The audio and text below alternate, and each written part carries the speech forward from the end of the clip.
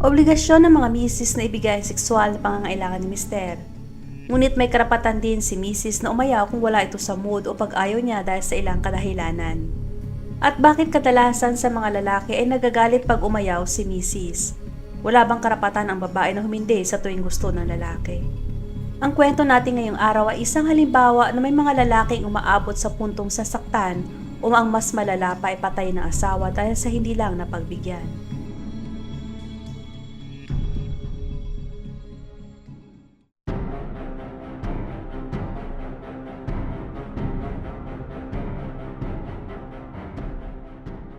Si Matthew o Matt at Dominic o Nikki Liley ay nagkakilala sa online taong 1996. Pareho silang ipinanganak ng taong 1967. Si Matt ay divorce sa unang asawa at si Nikki naman ay 2 beses dumaan sa divorce. Nagkaroon si Nikki ng anak na babae sa pinakaunang asawa nito at yun ay si Alex. Ikinasal ang dalawa noong February 14, 1998. Sa kaparehong taon ay lumipat ang mag-asawa sa Mississippi para sa bagong trabaho ni Nikki sa isang corporate finance. Noong September 1998 ay pinanganak ang unang anak nila na babae na si Amanda. Palagi sila nag-aaway dahil sa pinaghihinalaan ni Matt na may ibang lalaki si Nikki. At habang tumatagal ay naging sobrang seloso at controlling na si Matt. Taong 1999 ang magpamilya ay lumipat sa Lawrenceville, Georgia dahil sa inilipat si Nikki ng kanyang boss sa Atlanta. Taong 2001 naman ay pinanganak ang pangalawang anak na babae nila Nikki at Matt na si Rebecca. Noong nasa Georgia na sila ay si Nikki ang naging breadwinner ng kanilang pamilya, samantalang si Matt naman ay nagkaroon ng maliit na computer business sa kanilang bahay. Bumibili ito ng mga lumang computer at pagkatapos ay ayusin niya at ibebenta ulit.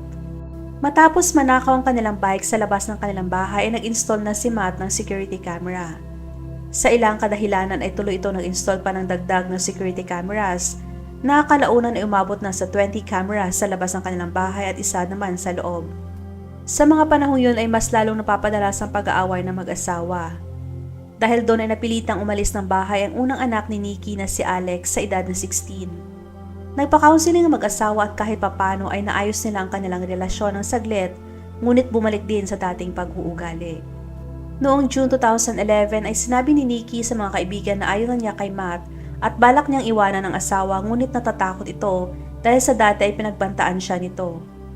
Noong June 28 ay tumawag sa 911 si Nikki at sinabi sa mga pulis na ayaw siyang payagan ni Matt na umalis ng bahay. Noong dumating na ang mga pulis ay nag-alok ang mga pulis kay Nikki na tulungan siyang makaalis ng bahay ngunit tinanggihan yon ni Nikki at maya-maya ay umalis ito at pumunta sa kanyang trabaho. Umuwi lang si Nikki nung inutusan ni Matt ang kanilang anak na si Amanda na tawagan ng ina. July 8, 2011 ay nag-dinner at nanood ng sine si Nikki at Matt. Partiyo na subukang maayos ang kanilang relasyon. Matapos ang 2 araw, July 11, 2011 ay nag-report si Matt na nawawala ang kanyang asawa. Ayon sa kanya ay hindi na niya ito nakita simula July 9. At ito ang kwento ni Matt sa mga pulis. Ayon sa kanya, gabi ng July 8 at umaga ng July 9 ay nag-away sila ni Nikki dahil sa gusto niyang makipag sa asawa ngunit ayaw ni Nikki. Sa pagitan ng alas 2 at alas 3 ng madaling araw ay bumaba si Matt at doon natulog sa kanilang couch. Bandang alas 6 ng umaga ay nagising si Matt para gumamit ng bathroom at doon niya nakita na wala na si Nikki sa kanilang kwarto. Ngunit ang kanyang wallet, cellphone at sasakyan na hindi niya dala kung saan man ito pumunta. Doon din daw nakita ni Matt na ang mga CCTV ay naka-off lahat. Ayon sa kanya ay ginawang patayin ni Nikki ang mga cameras bago ito umalis para mas lalong magalit si Matt. Lumabas si Matt para hanapin ang nawawalang asawa at inabot siya ng 1 oras ngunit hindi niya ito nakita. Pagkatapos ay tinawagan niya isang katrabaho ni Nikki at tinanong kung kasama ba nito ang asawa. Hindi ka-close ni Nikki ang tinawagan ni Matt kaya nagulat ito bakit sa kanya nagtanong si Matt. Habang nag-iimbestiga ang mga pulis ay hinanap na si Nikki at hindi man lang tumulong si Matt na hanapin ang asawa. July 13, 2011 ay nag-file ng divorce si Matt. Matapos ang 2 araw ay binigay niya sa mga pulis ang 2 cellphone ni Nikki na ang isa ay basag at sira kaya wala din nakuhang impormasyon ng mga pulis. At July 16, 2011 ay natagpuan ang wala ng buhay na katawan ni Nikki sa makahoy na lugar mga kalahating milyang layo mula sa kanilang bahay. Nakadapa ito at walang saplot ang katawan.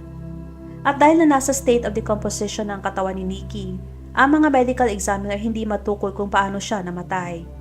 Wala ring makitang sugat sa kanyang katawan. Nakita din ng mga pulis na malinis ang paa ni Nikki. Ibig sabihin na idinala lang siya sa lugar na yon nung wala na itong buhay.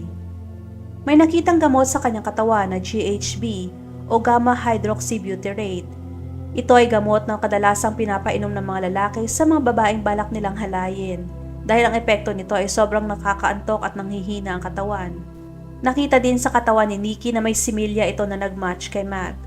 Ibig sabihin na nakipagtalo kay Matt ilang araw bago ito pinatay. Ang kanyang pagkamatay ay masasabing homicidal violence.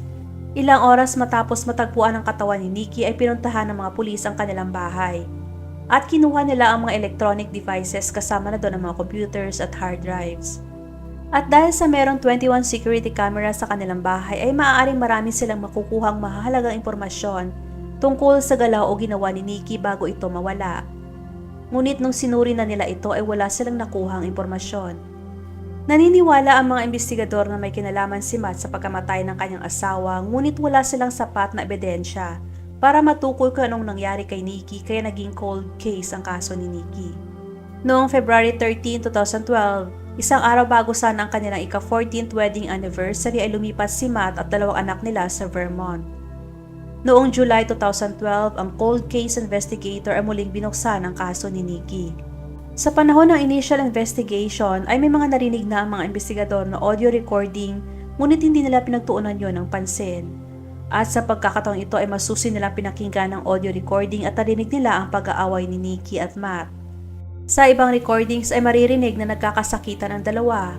Halimbawa na lamang ay naririnig nila na sumisigaw si Nikki kay Matt na "Get off of me" at sinasabing alisin ang kamay ni Matt sa kanyang lieg. Noong July 9, 2011, ang araw na siya ay mawala ay makikitang naninigarilyo pa ito sa labas ng kanilang bahay. Pagkatapos noon ang mga security cameras ay nakabukas pa lahat. Ngunit ang lahat ng na-record pagkatapos ng 6:57 AM ay burado na. Ang lahat ng cameras ay pinatay ng 7:18 ng umaga sa pamamagitan ng paggamit ng password. At muli itong binuksan noong July 11 ng 4:41 ng umaga. Ang mga na-record mula madaling araw hanggang alas 7 ng umaga ng July 9 ay binura at hindi na ito ma-retrieve dahil sa ginamitan ito ng program.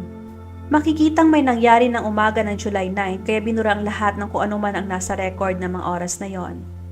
Noong March 5, 2015 ay inaresto si Matt at kinasuhan ng murder at iba pang mga offenses. Nagsimula ang kanyang paglilitis noong January 27, 2016. Ayon sa prosecutor, si Matt ay tamad, manipulative, demanding at pinainom ng gamot si Nikki para magalaw niya ito at saka sinakal. Ang depensa naman ni Matt na si Nikki ay nagiging dahilan kung bakit magulo ang kanilang pagsasama. At pinabulaanan niya na siya ang nag-delete ng mga video recordings. Ayon sa kanya ay si Nikki mismo ang pumatay ng mga security cameras bago ito umalis. Pinanindigan din ni Matt na siya ay inosente. Katunayan ay may nag-testify at nagsabing hindi stable ang pag-iisip ni Nikki at napaka-violente. Ngunit ang state of Georgia ay naniniwala na intensyon ng patayin ni Matt si Nikki dahil sa ayaw nitong makipagtaka sa kanya.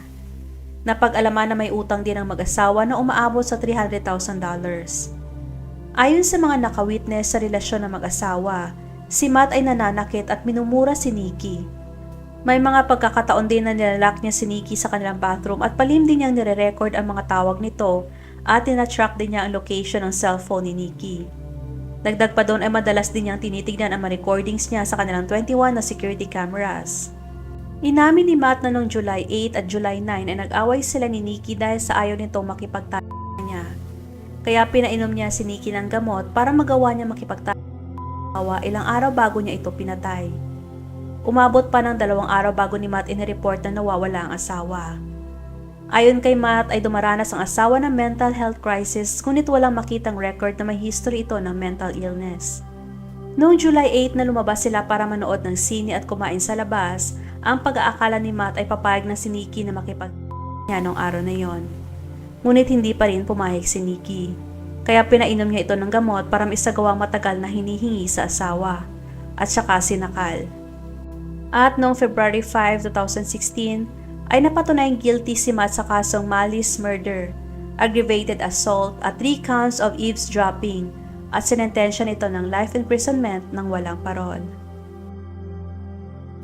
Huwag magatubiling ibahagi ang inyong mga saloobin at komento.